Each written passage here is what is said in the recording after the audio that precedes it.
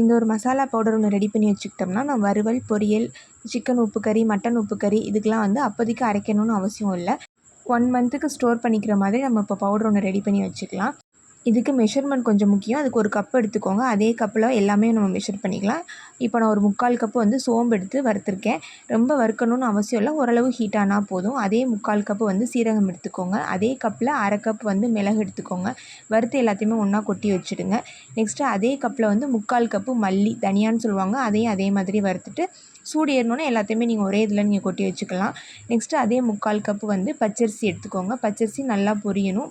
பொரியரிசின்னு சொல்லுவாங்களா, அந்த ஸ்டேஜுக்கு வர வரைக்கும் நல்லா வறுத்துட்டு நீங்கள் அதையும் சேர்த்து ஒன்றா கொட்டி வச்சுருங்க. நெக்ஸ்ட்டு அன்னாசிப்பூ, பட்டை, கல்பாசி 3 எடுத்துக்கோங்க.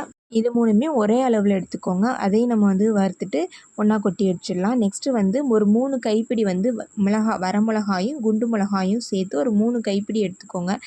உங்கள் காரத்துக்கு தகுந்த மாதிரி கூட நீங்கள் எடுத்துக்கலாம். ஆனால் கொஞ்சம் மிளகா வந்து இதில் அதிகமாக போட்டோம் அப்படின்னா நமக்கு டேஸ்ட்டு நல்லாயிருக்கும்.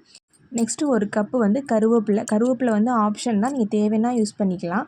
நல்லா அது மாதிரி அதையும் வறுத்துட்டு அதையும் ஒன்றா கொட்டி வச்சுடுங்க. ஒரு 1 ஹவருக்கு மேலே அது வந்து ஆறட்டும். ஆறுனதுக்கப்புறம் ஒரு மிக்ஸி ஜாரில் மாற்றிக்கிட்டு நீங்கள் ரொம்பவும் நைஸாக அரைக்காமல் ஒரு மாதிரி கொரகொரப்பாக இந்த மாதிரி அரைச்சி வச்சுக்கோங்க. இது ஒரு 3 உருளைக்கிழங்கு வறுக்கிறோம் அப்படின்னா ஒரு 1 டீஸ்பூன் போட்டு நீங்கள் வந்து ஃப்ரை பண்ணாலே போதும். டேஸ்ட்டு ரொம்ப நல்லாயிருக்கும். கண்டிப்பாக இதை ட்ரை பண்ணி பார்த்துட்டு சொல்லுங்கள்.